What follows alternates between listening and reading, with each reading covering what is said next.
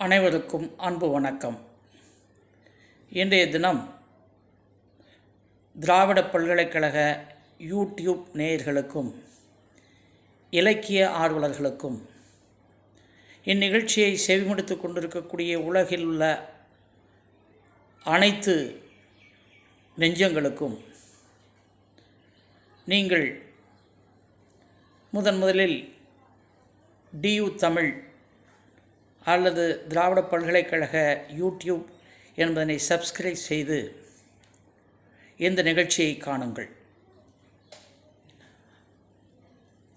நண்பர்களே, இன்றைய தினம் இளைஞர்களை வழிநடத்தும் திருக்குறள், இளைஞர்களுக்கு வழிகாட்டும் திருக்குறள் என்ற தலைப்பு. ஒவ்வொரு உயிரும் பல முறை பிறப்பெடுக்கின்றன. பாவங்களினால் பிறப்பும் புண்ணியங்களினால் பிறப்பு அறுப்பும் வரும். உயிர்கள் பலமுறை பிறந்துள்ளது என்பதனை வள்ளுவம் ஏற்கனவே சுட்டி காட்டியிருக்குது. ஆணவம், கண்மம், மாயை என்ற 3 மலங்களால் பிறப்பு வருகிறது. ஒரு பிறவியில் செய்த நல்வினை தீவினைகளுக்கு ஏற்ப அடுத்தடுத்த பிறவிகள் தொடர்கின்றன. அதைத்தான் each person get merits or demerits by his own efforts and skill performance என்று சொல்வார்கள். ஆகவே 7 பிறப்பு என்ற சொல்லை வள்ளுவம் இனிதாக கையாளுகிறது. ஒருமைக்கண் தான் கற்ற கல்வி ஒருவருக்கு எழுமையும் ஏமாப்புடைத்து என்று பேசுகிறது. ஒருமையுள் ஆமை போல் 5 அடக்கல் ஆற்றின் எழுமையுள் ஏமாப்புடைத்தும் என்று பேசுகிறது. 7 பிறப்பும் தீயவை தீண்டா பழிப்பிறங்கா பண்புடைய மக்கள் பெறின். பழி பிறங்கா நல்ல மக்களை பெற்றால். திருக்குறள் அற்புதமாக பேசும். மகன் தந்தைக்கு ஆற்றும் உதவி இவன் தந்தை எண்ணூற்றான் கொல் எனும் சொல். ஒரு மகனை பெறுவதற்காக இவன் தந்தை என்ன தவம் செய்தானோ என்று உலக மக்கள் பேசும்படி அவன் இருக்க வேண்டும். எப்படி இருக்க வேண்டும்? கல்வி, கேள்வி, அறிவு, ஒழுக்கங்களில் அவன் சிறந்தவனாக இருத்தல் வேண்டும். தந்தையினுடைய கடமை என்பதனையும் வள்ளுவம் வலியுறுத்துகிறது. தந்தை மகற்காற்றும் நன்றி அவையத்து முந்தி இருப்பச் செயல் என்று. ஒரு இளைஞனை, ஒரு மாணவனை அவனுடைய தந்தையானவன் கல்வி, கேள்வி, அறிவு, ஒழுக்கங்களில் சிறந்தவனாக ஆக்கி காட்டுதல் தந்தையினுடைய கடமை என்று பேசுகிறது. அப்போ பிறவி எடுத்து வாழ்ந்து கொண்டிருக்கக்கூடிய நாம் நல்லவர்களாக வேண்டும். நல்லவர்களாக வாழ்ந்தால் நெடுநாள் வாழலாம், உயர்வை பெறலாம். இதனையும் வள்ளுவர் சொல்லுகிறார். அதே நேரத்தில் நல்லவர்களாக வாழ்வது எப்படி என்பதனை பற்றி ஔவையார் அற்புதமாக புறநானூற்றிலே விளக்குகிறார். கொற்ற வெண்குடை கொடித்தேர் வேந்தர் யான் அறி அளவையோ இதுவே வானத்து வயங்கித் தோன்றும் மீனினும் இம்மென இயங்கும் மாமலை உரையினும் உயர்ந்து மேற்தோன்றி பொழிக நுண்ணாளே என்று பேசுகிறார். ஒன்று கூடினால் வாழ்க்கை இனிமையாக அமையும். இன்றைய இளைஞர்கள் அனைவரும் சேர்ந்து வாழ்ந்தால் மிகச் சிறப்பான வாழ்க்கையை பெற முடியும். பொதுவாக ஒரு குடும்பத்தை எடுத்துக்கொண்டால் குடும்பத் தலைவன் சிக்கல் நிறைந்தது வாழ்க்கை என்று கூறுகிறான். சிக்கல் ஏன் வருகிறது? சிக்கல் இல்லாமல் வாழ முடியுமா? ஆராய்ந்து பார்த்தால் அது கொஞ்சம் இயலாதுதான். கிராமத்திலே இருப்பவர்கள் சொல்லுவார்கள், மூக்குள்ள வரை சளி என்பார்கள். யாராவது சளி இல்லை என்று சொன்னால் அது நம்பவே முடியாது. எனவே அது இயல்பாகவே இருக்கும். எனவே மனிதன் என்று பிறந்துவிட்டால் பிறவி துன்பம், பிறவி சிக்கல் இவையெல்லாம் நீடித்து கொண்டே இருக்கும். ஒரு உதாரணத்துக்கு எடுத்துக்கொண்டு பார்ப்போமே. வயது வந்த பெண்ணை வைத்திருக்கும் குடும்பத் தலைவன் என்ன செய்கிறான்? எப்படியாவது அந்த பெண்ணுக்கு திருமணம் செய்து வைத்தால் தனது சிக்கல் தீர்ந்து விடுவதாக நினைக்கிறான். சரி, முயற்சி செய்து கடன் வாங்கி அந்த பெண்ணினுடைய திருமணத்தை முடிக்கிறான். நான் ஒரு கவிஞன் சொல்லுகிறான், பெண்ணே, நீ ஒருத்தன் வீட்டில் தான் போகப் போகிறாய், ஒருத்தன் வீட்டுக்குத்தான் போகப் போகிறாய். பார்த்தாயா உங்கள் அப்பன் எத்தனை வீட்டில் ஏறி ஏறி இறங்குகிறான்? ஒன்று பத்திரிக்கை வைக்கிறதுக்கு, இன்னொன்று கடன் வாங்கிறதுக்கு, இன்னொன்று உறவினர்களை விடுபட்டு போன உறவினர்களையும் உறவு முறிந்து போன உறவினர்களையும் சரி செய்வதற்கு எத்தனை ஏச்சுக்கள் பேச்சுக்கள் நினைத்து பாருங்கள். அப்போது பெண்ணுக்கு திருமணம் முடித்து விட்டால் அந்த சிக்கல் தீர்ந்துவிடும் என்று நினைக்கிறான். ஆனால் அதே நேரத்தில் அந்த சிக்கல் தீர்ந்து விடுகிறதா? இல்லையே. ஏன்? கட்டி கொடுத்த பெண்ணையும் மாப்பிளையும் தீபாவளிக்கு அழைக்க வேண்டும், பொங்கலுக்கு அழைக்க வேண்டும், ஆடிப்பெருக்குக்கு அழைக்க வேண்டும், அமாவாசைக்கு அழைக்க வேண்டும், சிறப்பு செய்ய வேண்டும், பிறகு வளைகாப்பு செய்ய வேண்டும், குழந்தை பிறக்கும்போது பிரசவ செலவு செய்ய வேண்டும், பிறகு குழந்தை பிறந்த பிறகு அதற்கு வேண்டிய ஒரு நகைகள் செய்ய வேண்டும், அடுத்து குழந்தைக்கு செலவு செய்ய வேண்டும். இப்படி பட்டியல் நீண்டு கொண்டே செல்கிறது. இதிலே இருந்து எப்படி தப்பிப்பது? அப்போ இதிலே இருந்து ஒரு சிக்கல் முடியும் பொழுது இன்னொரு சிக்கல் ஆரம்பித்து விடுகிறது என்று பொருள். வாழ்க்கையில் சிக்கல் நம்மை விட்டு போய்விடாது. அந்த சிக்கலை எதிர்த்து நாம் தான் போராட வேண்டும். இன்றைய இளைஞர்கள் இந்த பாடத்தை கற்றுக்கொள்ள வேண்டும். ஏதோ சிக்கல் இருப்பதாக நினைக்கிறீர்கள், இல்லை. சிக்கல் வந்து கொண்டே தான் இருக்கும். சிக்கல் இருந்து கொண்டே, நாம் தான் அந்த சிக்கலை ஒவ்வொன்றாக நுனியாக ஆராய்ந்து அவற்றை நீக்க வேண்டும். தொடர்ந்து கொண்டே இருக்கும் இந்த சிக்கலை தீர்க்கவும் நெறிப்படுத்தவும் முயற்சி செய்ய வேண்டும். இன்றைய இளைஞரினுடைய விரக்தி நிலைக்கு என்ன காரணம்? சரியான பாதை இல்லாமல், வழியும் தெரியாமல் விழித்து கொண்டிருக்கின்றனர்.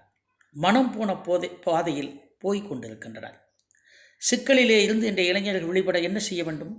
நல்ல எண்ணங்களை மனதில் பதிய விட வேண்டும். எண்ணம் நம்பிக்கையாய், நம்பிக்கை செயலாய், செயல் பழக்கமாய், பழக்கம் குணநலனாய் அமைய வேண்டும் என்று சொல்லி அமெரிக்க விஸ்கான்சின் பல்கலைக்கழக அறிவியல் துறை தலைவர் விஞ்ஞானியாக இருந்த டாக்டர் MS உதயமூர்த்தி வலியுறுத்துவார். எண்ணங்களை நீங்கள் வலுவாக வைத்துக்கொள்ள வேண்டும். இன்றைய இளைஞர்கள் எண்ணிய முடிதல் வேண்டும், நல்லவே எண்ணல் வேண்டும், திண்ணிய நெஞ்சம் வேண்டும், தெளிந்த நல் அறிவு வேண்டும் என்று இளைஞர் நினைத்தால் கண்டிப்பாக நீங்கள் இன்றைய இளைஞர்கள் உங்களுக்கு இருக்கக்கூடிய ஆற்றல், உங்களுக்கு இருக்கக்கூடிய அறிவு, உங்களுக்கு இருக்கக்கூடிய தொலைத்தொடர்பு வசதிகள், உங்களுக்கு இருக்கக்கூடிய அலைபேசி வசதிகள், இவற்றை வைத்துக்கொண்டு நீங்கள் உலகத்தையே ஆளுகின்ற ஆளுமை பெற்றவர்கள் என்ற இளைஞர்கள்.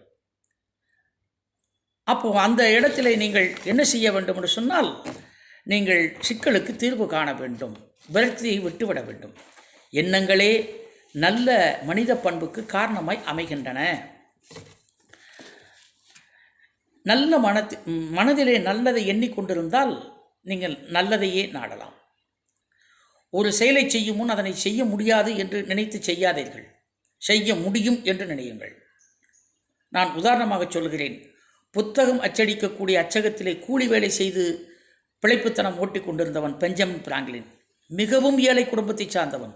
வறுமை அவனை வாட்டியது. அந்த வறுமையான சூழலில் கூட புத்தகத்தை அச்சடித்து கூலி வேலை பார்த்து பிழைத்து கொண்டிருந்த பிராங்க்லின் படிப்படியாக அந்த தொழிலிலே கவனம் செலுத்தினான். தனது கடின உழைப்பால் தான் செய்த அச்சகத்தையே விலைக்கு வாங்கினான் என்று சொன்னால் நினைத்து பாருங்கள். அந்த அச்சகத்தை வாங்குவதோடு மட்டும் அந்த பெஞ்சமின் பிராங்க்லின் நின்றுவிடவில்லை. பிறகு பென்சில்வேனியா என்ற பல்கலைக்கழகத்தையே நிறுவினான். ஒரு கூலி தொழிலாளி அச்சகத்தை விலைக்கு வாங்குகிறான், ஒரு பல்கலைக்கழகத்தையே நிறுவுகிறான் என்று சொன்னால் அதற்கு காரணம் அவனுடைய கடும் உழைப்பு. அருமை உடைத்தென்று அசவாமை வேண்டும், பெருமை முயற்சி தரும் என்ற திருவள்ளுவனுடைய கோட்பாட்டை அவன் மனதிலே பதித்து வைத்துக் கொள்வான். முயற்சி திருவினையாக்கும், முயற்றின்மை இன்மை புகுத்தி விடும். நீங்கள் முயன்று கொண்டிருங்கள், என்றாவது ஒரு நாள் நீங்கள் வெற்றி பெறுவீர்கள். எந்த செயலை செய்து தொடங்கி அந்த செயலை செய்து குறைவில்லாமல் செய்து முடித்தால் வெற்றி என்பது உங்களை நாடி வரும். உலகம் உங்களை பாராட்டும். உங்களுடைய மேலதிகாரி தட்டி கொடுத்து உங்களை பாராட்டுவார். நினைத்து பாருங்கள். மகாபாரதத்திலே குருட்சேத்திர போரிலே கௌரவர்களை எதிர்த்த அர்ஜுனன் சோகமே உருவமாக, சொர்க்கமே காணாதவனாய், தன் வாழ்வில் இன்பமே துய்க்காதவனாய், தன்னை எதிர்த்து நிற்கக்கூடிய தாத்தாவை பீஷ்மரை எதிர்த்து அன்பு விடுவதா? உறவினர்களை எதிர்த்து அன்பு விடுவதா? தன்னுடைய குருவை எதிர்த்து அன்பு விடுவதா? துரோணாச்சாரியாரை இப்படியெல்லாம் நினைக்கின்றான். நினைத்துவிட்டு போர்க்களத்திலே வில்லையும் அம்பையும் கீழே விட்டு சோகமாக காட்சியளிக்கிறான். கண்ணன் பார்க்கிறான். தட்டி கொடுத்து அவனிடம் கடமையை செய், பலனை எதிர்பாராதே என்று சொல்லவில்லையா? உன்னை எதிர்த்து நிற்பவர்கள் உன்னுடைய உறவினர்கள் என்று நினைத்தால் நீ போராட முடியாது. தர்மத்தை காப்பாற்ற முடியாது, நல்லதை செய்ய இயலாது என்று கண்ணன் அர்ஜுனனுக்கு அறிவுரை சொல்லுகிறான். பின்னர் தனது நிலையை உணர்ந்த அர்ஜுனன் தன்னுடைய தாத்தாவை எதிர்த்து, பீஷ்மரை எதிர்த்து, தன்னுடைய ஆசிரியர் துரோணாச்சாரியரை எதிர்த்து, தன்னுடைய உறவினர்களை எதிர்த்து, தனது சொந்தத்தை மறந்து, சுற்றத்தை மறந்து போர் செய்யவில்லையா? அவ்வாறு போர் செய்து வெற்றி பெறவில்லையா?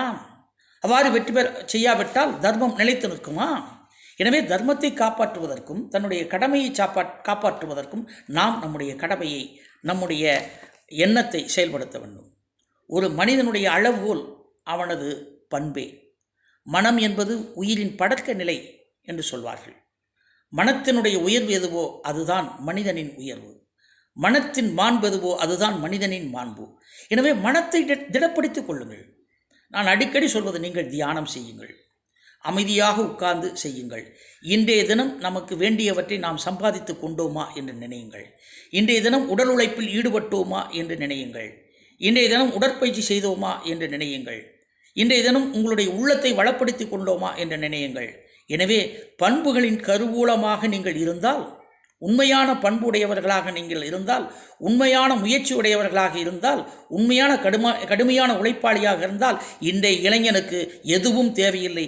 வெற்றி மகள் உங்களை நாடி வருவாள். நினைத்து பாருங்கள். எறும்பு தனக்கு வேண்டிய உணவுப் பொருட்களை சேமிக்கின்றனவா இல்லையா? காகம் தனக்கு கிடைத்த உணவை பிற காகத்தை அழைத்து வந்து சாப்பிடவில்லையா?